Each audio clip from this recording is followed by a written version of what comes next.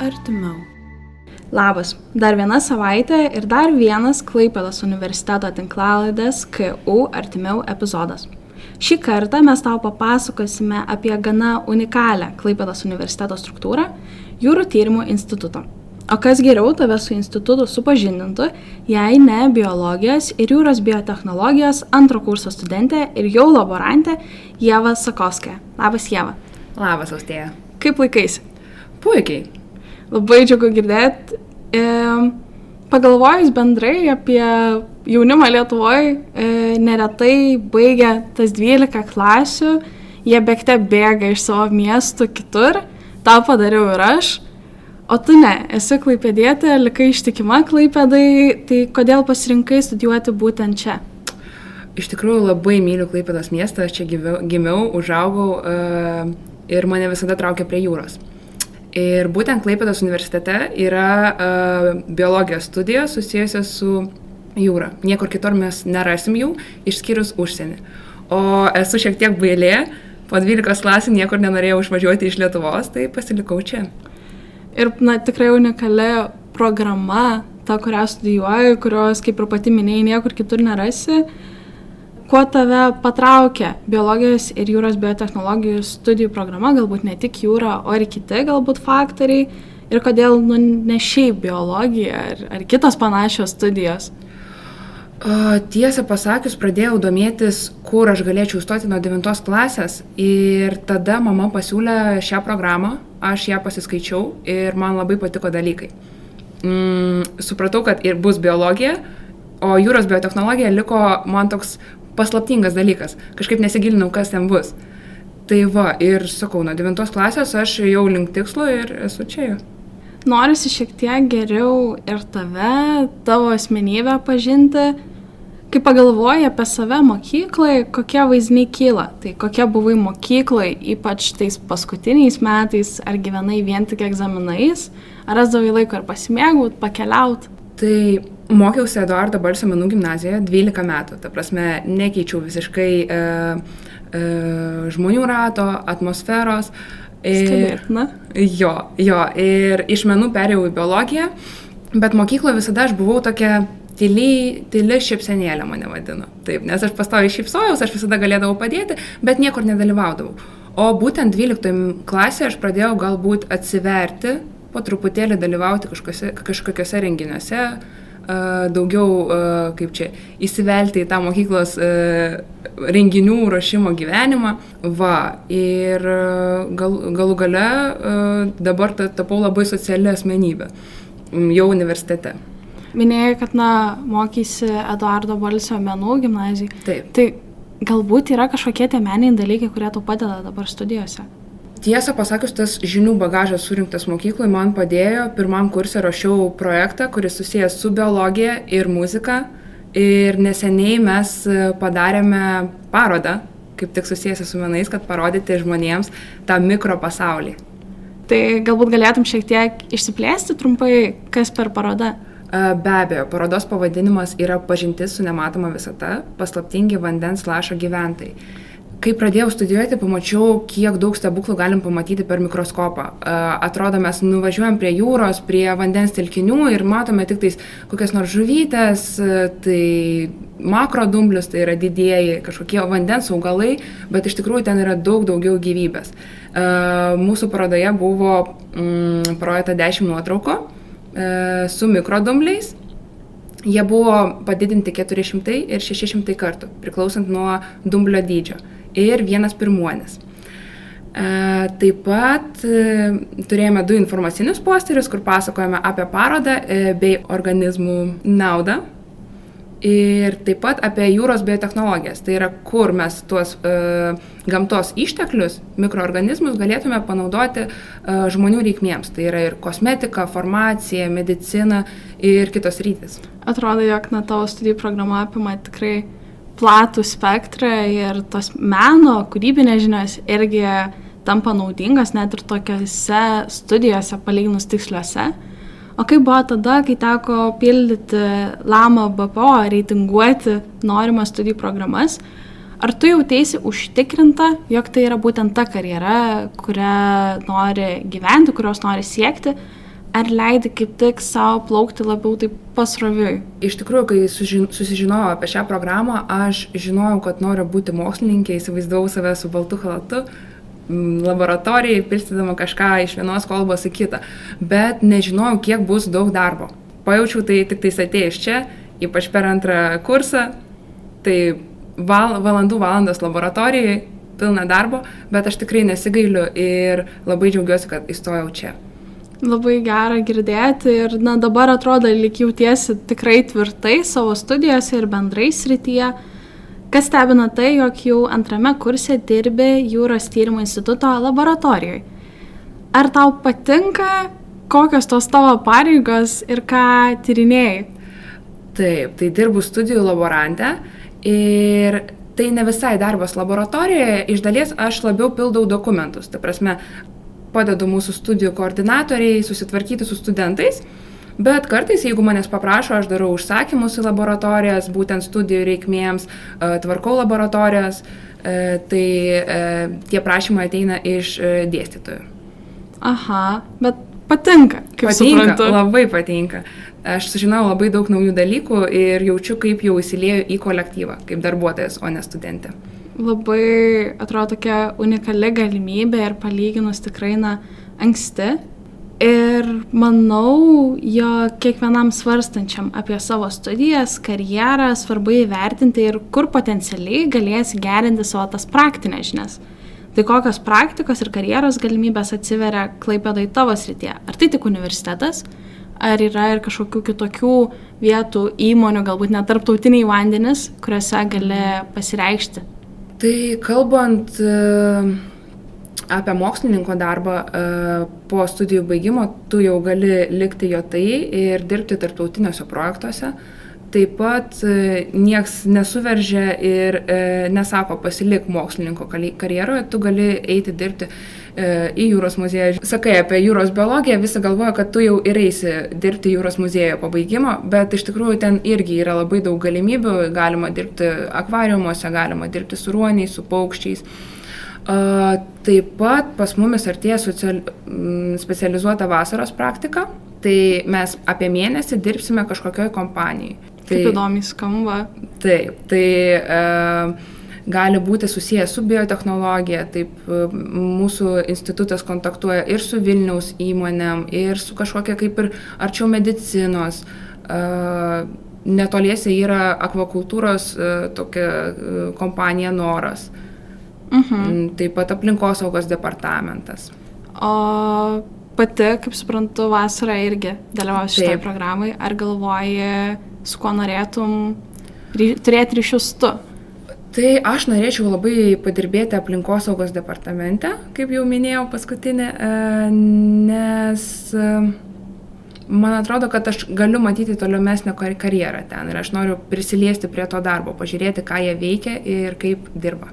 Atrodo, bendrai labai svarbu pagalvoti apie praktiką iš tos perspektyvos, jog tai yra proga, kuomet tu gali užmegzti ryšius su atitinkama įmonė ar institucija, išsibandyti save tose kaip ir skirtingose amplua, suprasti, ar tikrai tas darbas iš tikrųjų yra toks, kokį tu įsivaizduoji ir ar tai nori daryti toliau.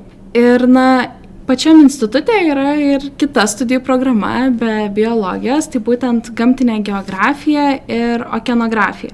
Tai ar tau tenka susidurti su šių studijų studentais ir galbūt trumpai galėtum papasakoti apie jų studijų programą? Su geografais mes susitinkam, bendraujam labai gerai. Turime labai gerus santykius ir palaikome ryšį, bendrauju ir su pirmakursiais, ir su antrakursiais, daugiau dėja mes dabar neturime jų, tik tais jau magistrantai, bet mano nuomonė apie tą programą, kad ta programa yra labiau gal tiksli ir darbas yra ne su gyvąja gamta, bet su negyvąja, tai yra uolienos, dirvožėmis ir panašiai. Taip, kiek man teko girdėti jų studijas, kadangi jos kaip ir yra savotiškai tikslesnės, bet jie gauna pažinti labai plačiai tą tikslumą, tai vėlgi tam pačiam pirmam semestre turėjo ir tiksliuosius, ir gamtos mokslus, dabar irgi gauna susipažinti su ta pačia geologija, geodezija, chemija ir taip toliau.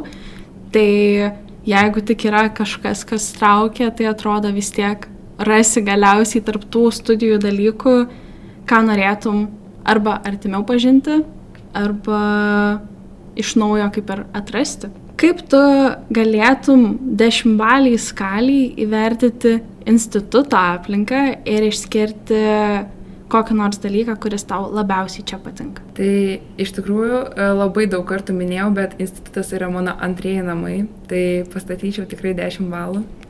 Labai pozityviai tai vertinu ir iš tikrųjų galvojau, ką aš galėčiau būtent išskirti. Tai manau paminėsiu, kad studijų kokybė. Mūsų studijų komitetas, kuris sudarytas iš 5 žmonių, iš 5 dėstytojų, pastoviai bando tobulinti programą, keisti dalykus. Dabar mes studijuojam, aš užbaigsiu 3 metais, tai prasme mes turim tik 3 metus, dabartiniai pirmakursiai jau turi 4. Ir tai iš tikrųjų labai daug duoda, nes mano pavyzdys rodo, kad tarkim mes turėjom pirmam kurse zoologiją, ir jinai buvo apjungta ir be stuburių, ir stuburinių. Tai per 2,5 mėnesio mes turėjom praeiti ir tą.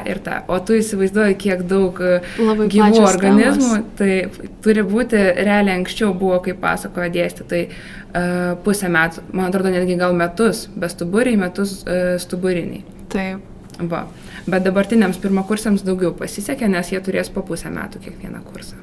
Džiugu girdėti, jog universitetas ne tik iš savo infrastruktūros yra naujas ir turintis visas galimybės, kurių reikia, bet ir tos pačios studijos, jog jos yra visuomet prižiūrimos, visuomet atnaujinamos ir stengiamasi atliepti galbūt ne tik universiteto poreikius, bet ir pačio miesto, ar net visos Lietuvos, galbūt ir pačio Baltijos jūros regiono. Tai manau, kad čia labai išsiskiria šitas faktorius. Ir aš turiu tau klausimą apie būtent ryšį, tai nes vėlgi, institutas ar fakultetas nėra vien tik studentai, tačiau kas be ko ir dėstytojai, kuriuos mini ta pati administracija, tai koks tas ryšys tarp studento ir dėstytojo yra jūsų institute, ar jis labai artimas, ar galbūt kaip tik labiau dalykiškas? Tai dalykiškumo netrūksta, bet galėčiau pasakyti, kad tikrai santykiai su dėstytojais yra labai artimi, tu visada gali prieiti, pasiklausti, pas mumis nėra tos tokios baimės ar pykčio dėstytojams, mes neturim kirvių, kol kas nesutikau institute nei vieno kirvio. Tai iš tikrųjų labai šilti santykiai. Ar susidurėt su tais pačiais dėstytojais, galbūt net ne vienam dalyke, bet per kelis? Taip, mes susitinkam su dėstytojais, turėjome dalykus, kur dėstė ir pirmam kurse, ir antram, bet jie yra iš skirtingų pusių. Nes pas mumis, tarkim, pirmam kurse mes turėjom daugiau biologinę dalį, taip. Antram kurse prasidėjo biotechnologijos. Tai dabar mes vėl kaip mažiukai vaikai pradedam pažinti kažką naujo. Labai gera žinot, jog nėra viskas taip sugrūsta, galim gal sakyti, į vieną vietą, bet ir labiau išskirstyta ir gali detaliau pažinti tam tikrus aspektus. Ir pats institutas, kuo jis skiriasi nuo fakulteto, tai yra, jog akcentuoja ir stengiasi orientuotis į mokslinę veiklą. Tai jeigu nepaslaptis, ar visi dėstytojai užsiema kažkokią mokslinę veiklą pas jumis? Bijau sumeluoti, bet tikrai didelė dauguma. Arba jeigu dabar jau nebepraktikuojantis mokslininkai, turiu omeny, kad jau atidirbo savo stažą ir dabar jau tiesiog dėsto.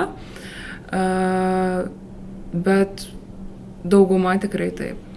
Ir ar jie, kaip tavo nuomonė atrodo, ar jie stengiasi įtraukti studentus į tą savo mokslinę veiklą, nes tarkim iš archeologijos istorikės perspektyvos tikrai būna, kada dėstytojai kalba apie tą savo praktiką, apie savo darbą ir mini, kad galėsit kaip ir prisijungti. Esu girdėjusi istorijų, kuomet ir kviečia tos pačius studentus, net kai jiems nepriklauso vykti kartu ir tarkim kasinėti. Tai kaip pas jumis yra ties šiuo aspektu? Ties šiuo aspektu mes turime ir laboratorinę praktiką, tai yra tarkim kažkoks projektas ir tu gali užsidirbti valandas reikiamas studijų procesui, bet dalyvaudamas projekte.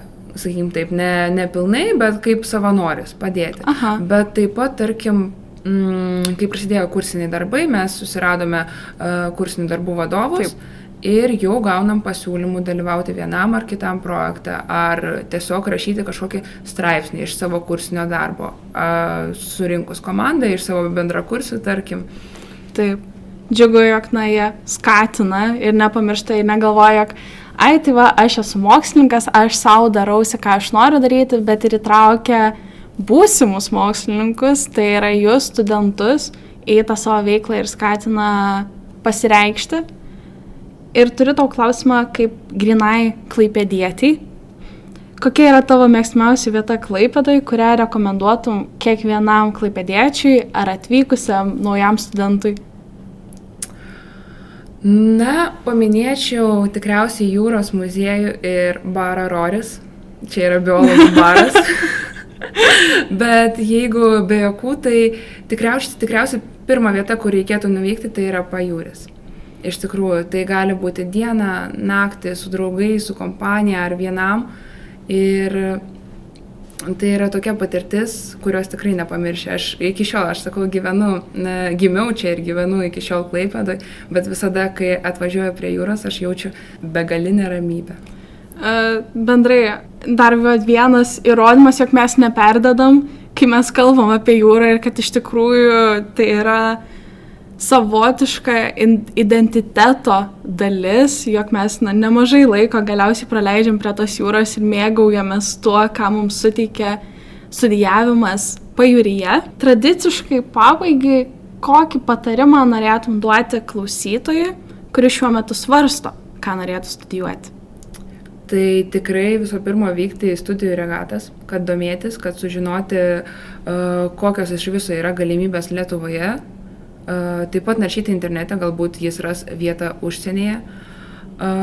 Tai klausyti savo širdies ir aišku stoti į biologiją ir jūros biotechnologiją. Labai, labai gera reklama.